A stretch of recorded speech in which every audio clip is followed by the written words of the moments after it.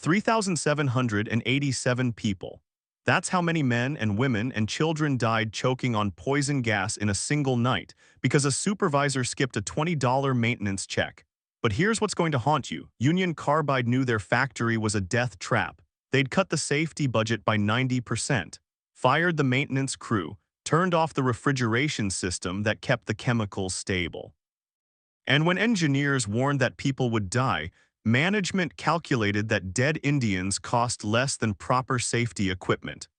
The poison cloud that rolled through Bhopal on December 3, 1984 didn't kill instantly.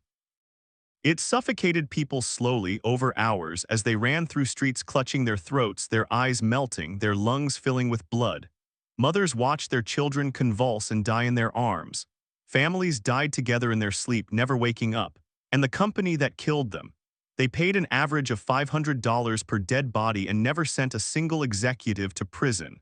But the real horror isn't just what happened that night. It's what Union Carbide did afterwards. The systematic cover-up that lasted decades.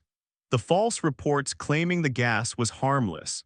The internal memos proving they knew exactly how deadly their factory was and chose profit over human lives. And the fact that right now, today, there are dozens of chemical plants around the world operating under the exact same broken safety standards that turned Bhopal into a gas chamber.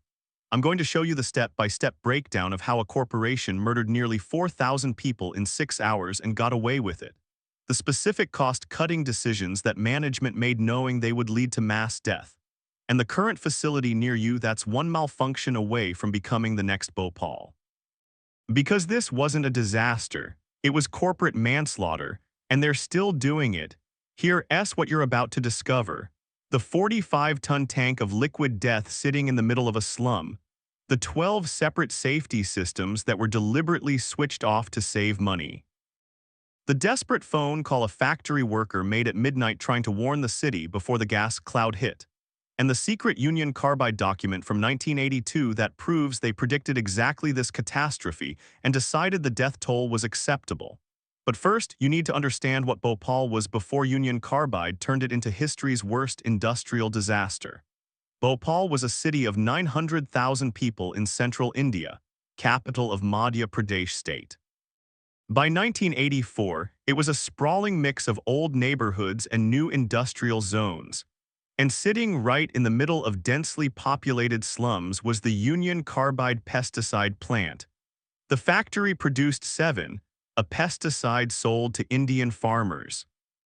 To make 7, the plant used a chemical called methyl isocyanate, or MIC, and if you've never heard of methyl isocyanate, here's what you need to know.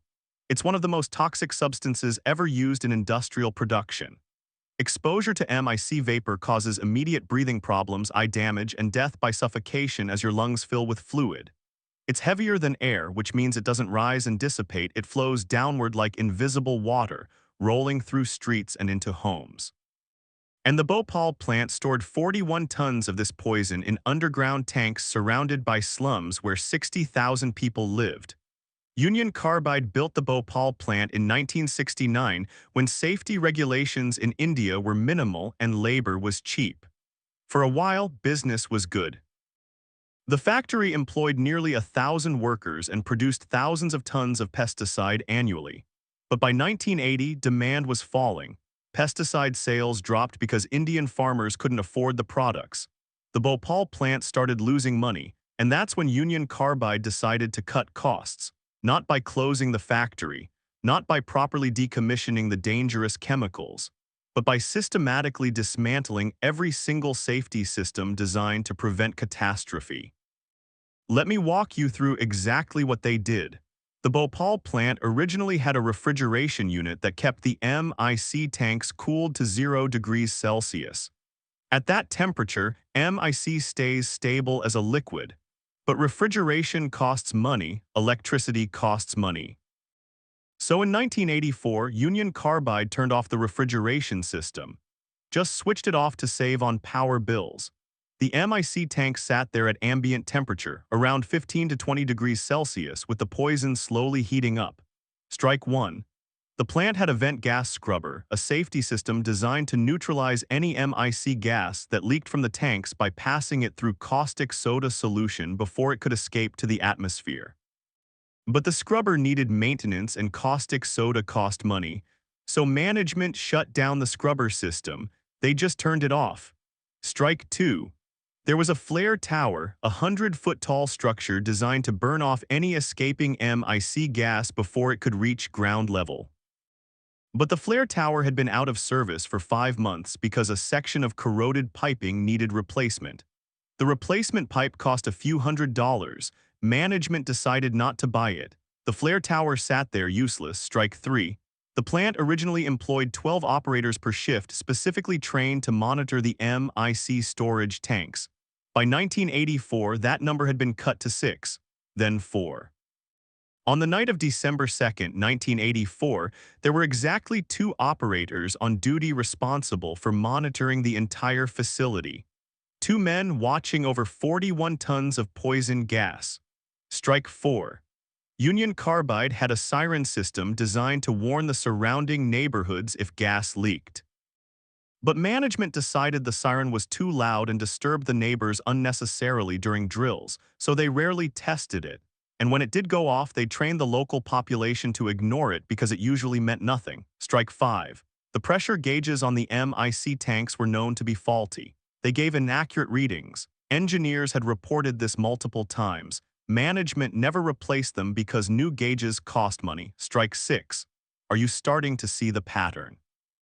Every safety system, every backup, every procedure designed to prevent disaster, deliberately disabled, turned off, neglected, not because of ignorance, because of money. Union Carbide calculated that operating these safety systems cost approximately $25,000 per month. And the Bhopal plant was already losing money, so they shut everything down, and they knew exactly what would happen if something went wrong. Here's the smoking gun. In 1982, 2 years before the disaster, Union Carbide's American safety team visited the Bhopal plant and issued a report. That report documented 61 major safety violations, including corroded pipes, malfunctioning valves, inadequate safety training, and the risk of a runaway reaction in the MIC storage tanks. The report explicitly stated that these conditions could lead to a major accident with significant loss of life. Union Carbide management received this report, read it, and decided that fixing the problems would cost more than they were willing to spend. They filed the report away, changed nothing. And 2 years later, 3,787 people died exactly the way the report predicted.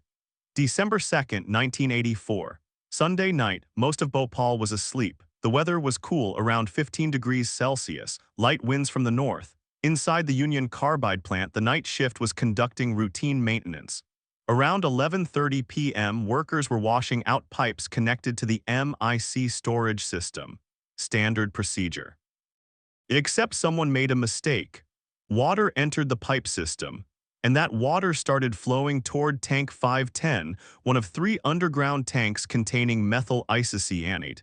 Here's where everything the company did wrong converged into catastrophe. If the refrigeration system had been running, the cold temperature would have slowed the reaction, but it was off. If the pressure relief valves had been properly maintained, they might have vented the gas safely, but they were corroded.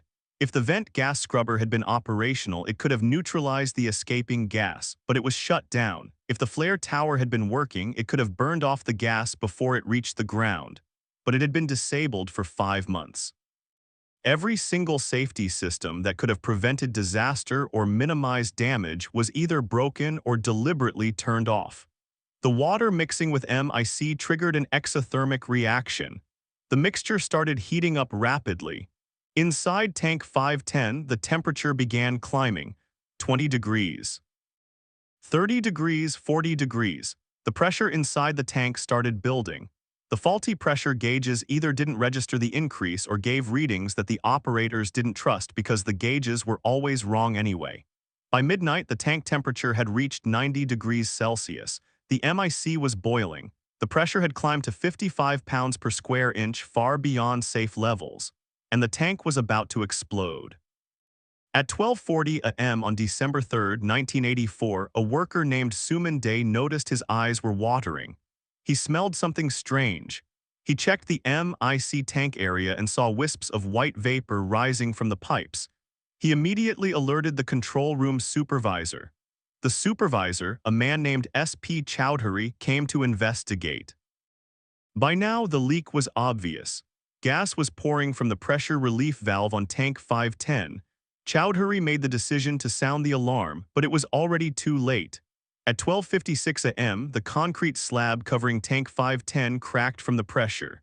The safety valve burst open completely, and 40 tons of methyl isocyanate gas exploded into the night air in a massive toxic cloud. Imagine a wall of poison 60 feet high and half a mile wide, denser than air, rolling outward from the factory at walking speed. The gas cloud flowed down the streets like an invisible tsunami, pouring into homes, filling rooms, suffocating anyone who breathed it. The neighborhoods immediately surrounding the factory, places called Jai Prakash Nagar, Kali Parade, Ch Hola, were hit first. People woke up choking, gasping, their eyes burning like acid had been poured into them. Methyl isocyanate reacts with moisture and the human eye is wet. The gas literally burned people's eyes from the inside. Victims described feeling like their skulls were on fire. They stumbled out of their homes, blind, unable to breathe, and ran. Thousands of people running through the streets in the middle of the night, colliding with each other, falling, being trampled. Many died within minutes, their lungs filled with fluid, drowning on dry land. Others made it a few hundred meters before collapsing. The gas was heavier than air, so it settled in low-lying areas. People who fell to the ground died faster. Those who climbed to higher ground had slightly better chances.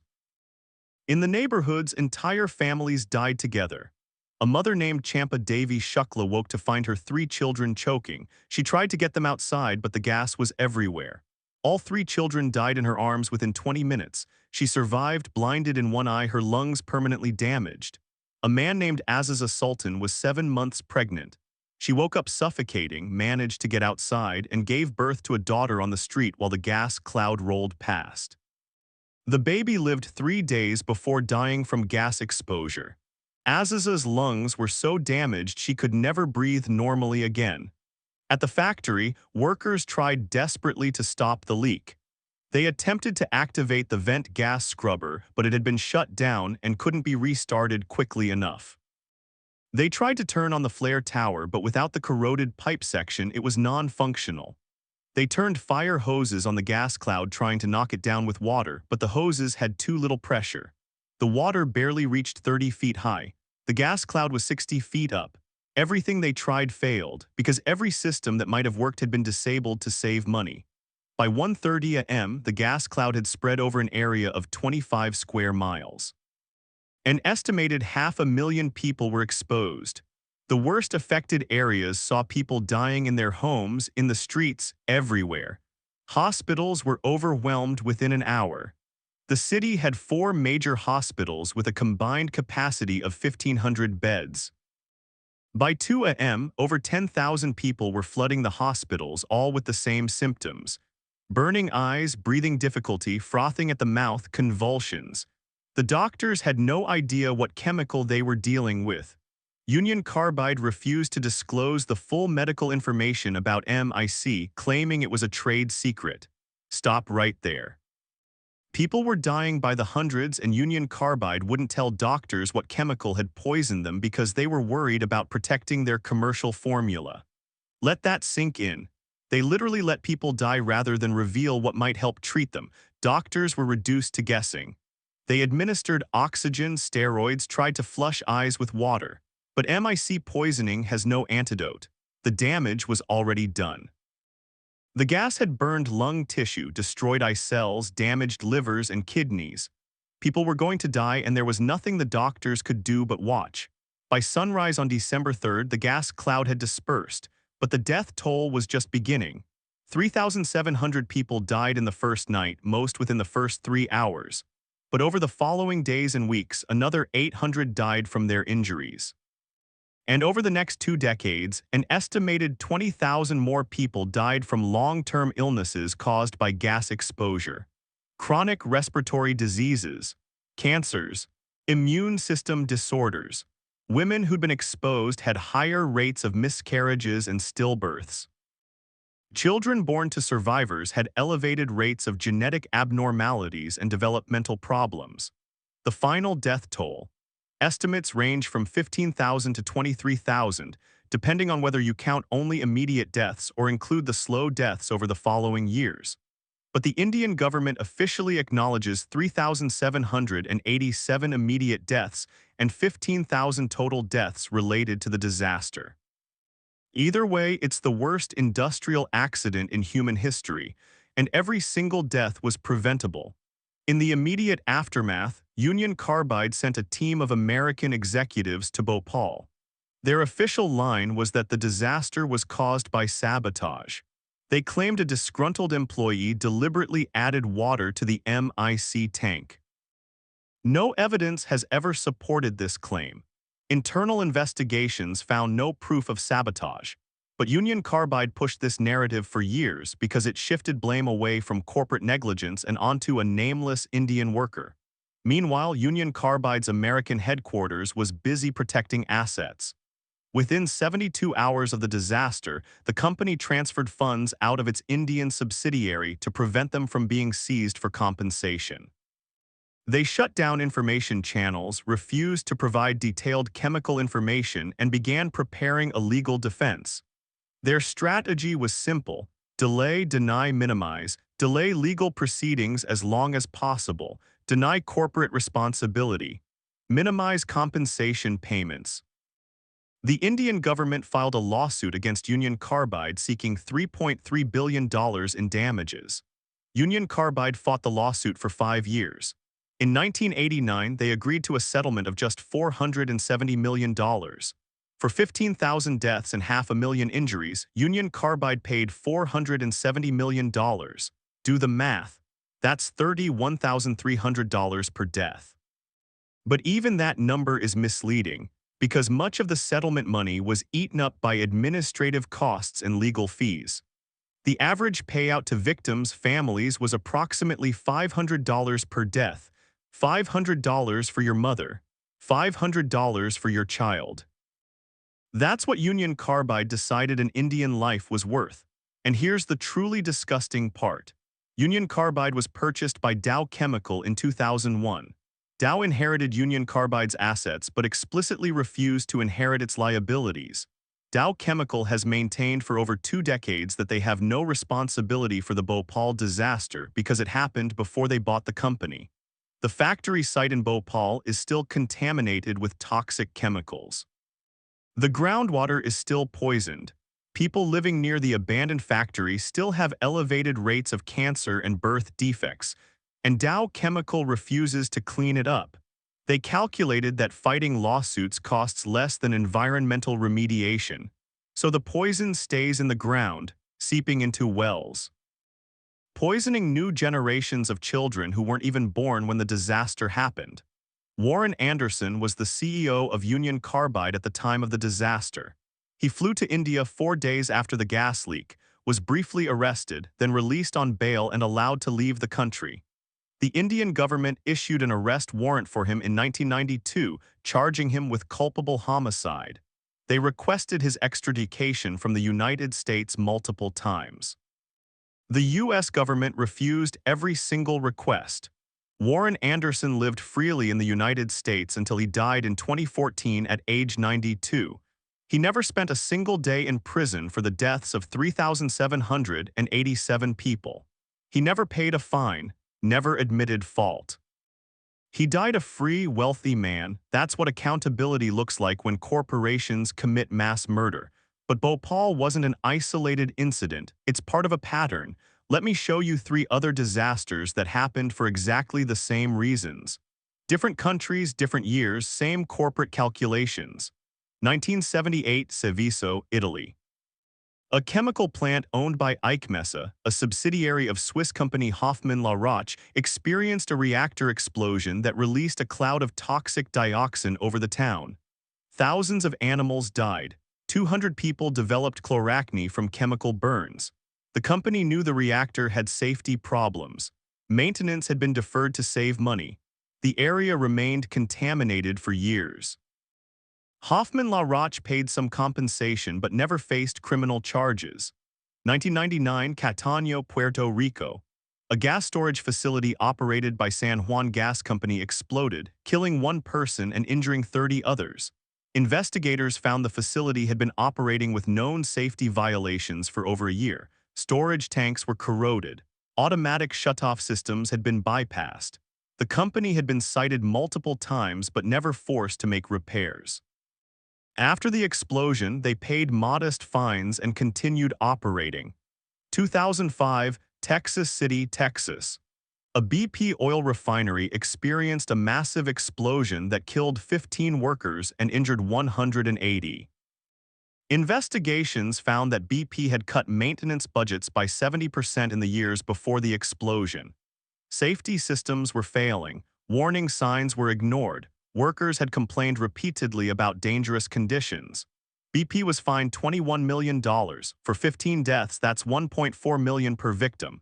The refinery continued operating. No executives went to prison. See the pattern: chemical facilities operating with known safety violations.